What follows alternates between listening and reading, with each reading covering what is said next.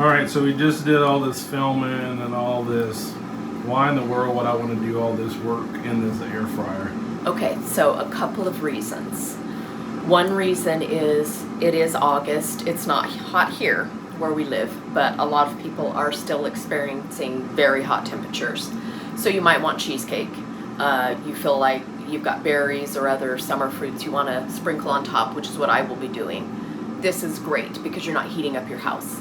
It's only 25 minutes.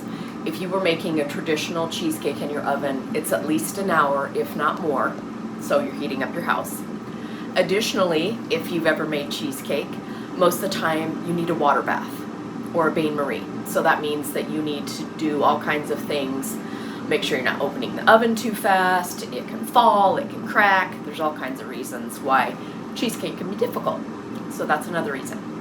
And the third reason is because I'm often asked about making individual desserts, especially if you are doing the ketogenic lifestyle by yourself and you would still like to have something nice, but you don't want a full 8-inch cheesecake. This is perfect because then you have this, you have two, so it's portion control, and you could also freeze the other one if you did not want to eat it at the same time. So there's some reasons why. I didn't know you were going to be flailing your hand around.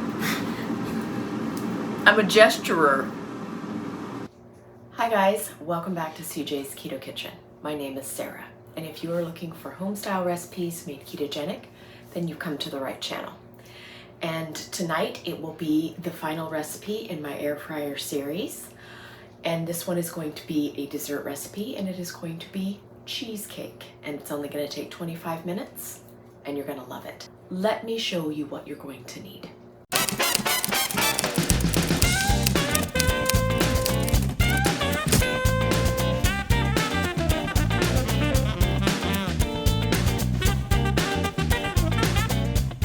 I'm going to be using my air fryer, and we are going to be cooking at 310 degrees. So if you would like to preheat your air fryer for a couple of minutes at that temperature, that would be a good idea. You are going to need about 5 ounces of cream cheese, and that's what I have here, and it is very soft. You are going to want it to be very soft. You are also going to be using an egg yolk, and my egg is room temperature, and I will be separating it out here in a few minutes. To sweeten our cream cheese mixture, I am going to be using 2 tablespoons of allulose. You can use any kind of granular low-carb sweetener that you like, can tolerate, or have access to. Now I'm going to be making a crust for the bottom of our little cheesecakes, and that is going to be almond flour, and I have 1/4 cup here. I'm going to be putting a few dashes of cinnamon in my crust because that's what I enjoy. You can leave out the cinnamon if you don't care for it. I'm going to be putting in a little bit of vanilla bean paste here. You're also going to need 1 tablespoon of butter, and I'm going to melt this in order to amalgamate our crust ingredients. I'm going to be using ramekins, and mine are 9 ounces. This is going to rise. In my test recipe, I used a smaller ramekin and they puffed up and overfilled. So I'm going to be using a 9-ounce ramekin, and I'm going to be using 2 of them. This does make 2 individual cheesecakes. You are also going to need a hand mixer to incorporate our cheesecake batter. You are also going to need aluminum foil to cover your ramekins. We are going to prick the top so that they are able to release the steam, but you are going to want to cover your ramekins in your air fryer. Okay, so the first thing that I'm going to do is I'm going to create my shortbread crust for the bottom of our cheesecakes. So I have my 1/4 cup of almond flour here, and I'm going to put a couple of dashes of cinnamon in it because I enjoy some cinnamon in my crust. That is completely optional. I'm just going to give that a bit of a stir with my spoon just to incorporate the cinnamon into it. And then I'm just going to pour in my tablespoon of melted butter. And we are just going to work this around until it pulls together and forms the crust for our cheesecakes.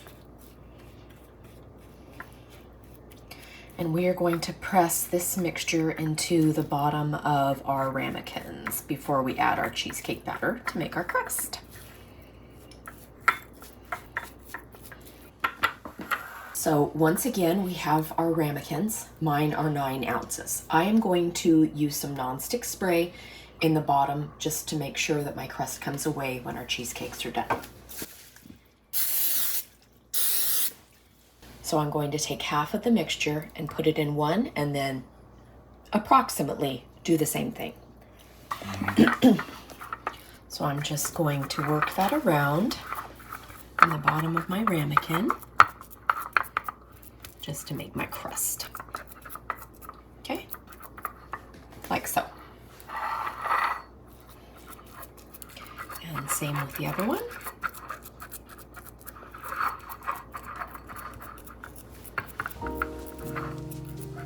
Okay. And we will just set those aside while we work on our batter. So I'm going to take my very soft cream cheese, which once again is 5 ounces, and I'm going to put my sweetener in there, and we're going to mix this with the hand mixer for approximately 1 to 2 minutes until it's nice and fluffy.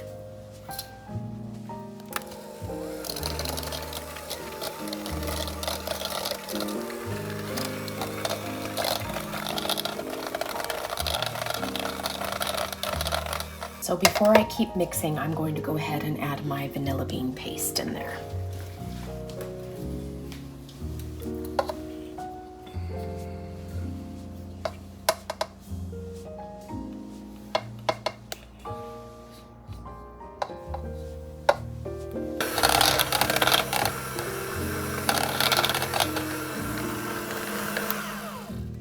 Okay, so we have our sweetener and our cream cheese all combined. Now I'm going to go ahead and separate my egg yolk.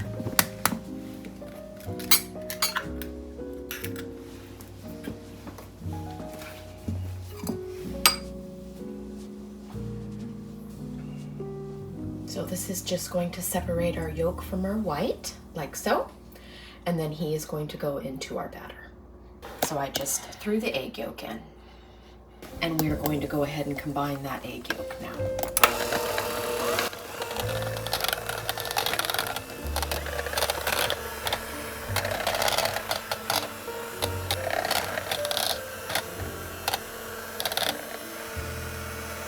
Okay, you can see we have a nice creamy custard, and we are going to go ahead and put that into our ramekins.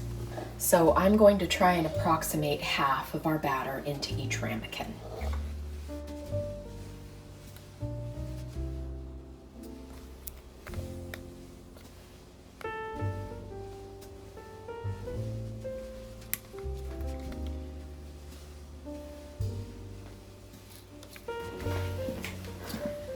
Just going to kind of smooth the tops a bit.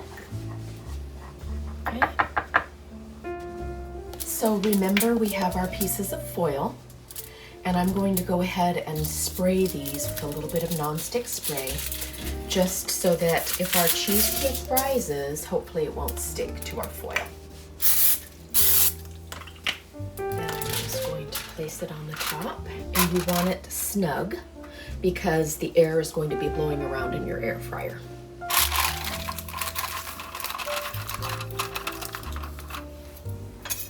And then I'm just going to take a knife and I'm going to cut some air vents.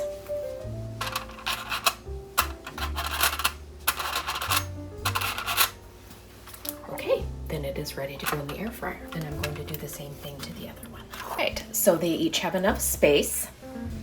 And we are going to cook these at 310 degrees for about 25 minutes, or until we have an internal temperature of 150 degrees, which I will be testing on my food thermometer.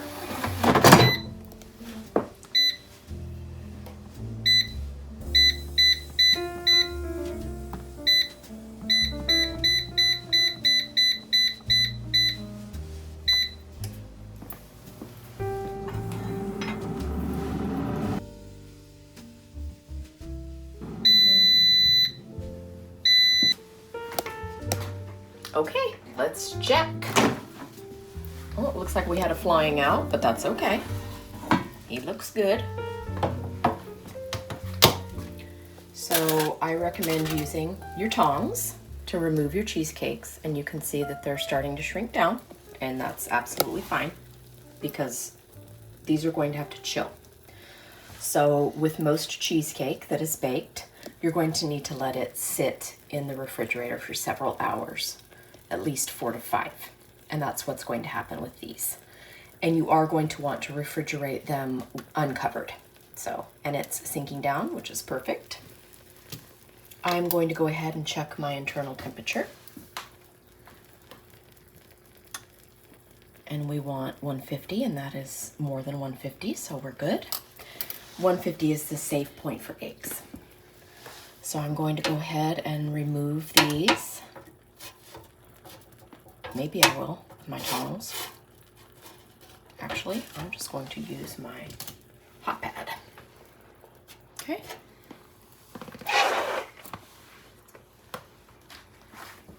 So that's what he looks like.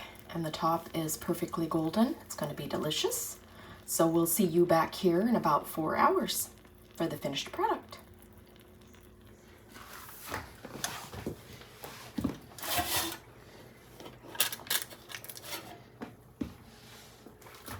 All right, go ahead. Okay, so when I removed the foil from the second one, the one that didn't blow off, you can see that he's not brown.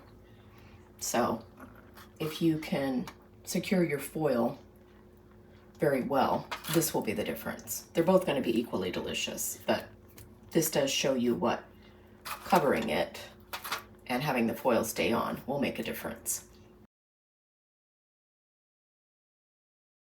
Okay, it's been about 5 hours and I have let the cheesecakes chill, and now I'm going to put some strawberries and whipped cream on the top. So remember, this is the one that the foil came off of in the air fryer, so it's a little darker on top, and then it didn't on this one. So I just have some cut up strawberries.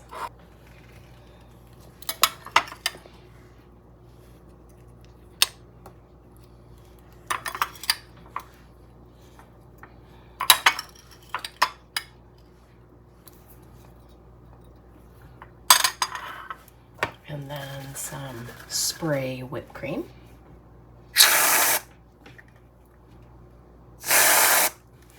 Ta-da! Mini keto air fryer cheesecakes. All right, here it is, the keto air fryer cheesecake. And this is mini. And we're gonna have CJ do a taste. Hi. Hi. All right, so if you saw the video, if you watched the video, you saw that one, we had one that the foil came off, so it got a little browner on the top. I am purposely eating this one instead of the one that didn't get super brown, just because I want to see how it tastes, number one. And also to show you that we left that part in the video because it could happen to you at home. Yes. And so this isn't a professional kitchen. It ain't chopped. You know, we're not nobody's styling our food. We're gonna eat this tonight and be done with it. So again, we show you that stuff because it could happen to you, and I wanted to see how this tastes. So here we go.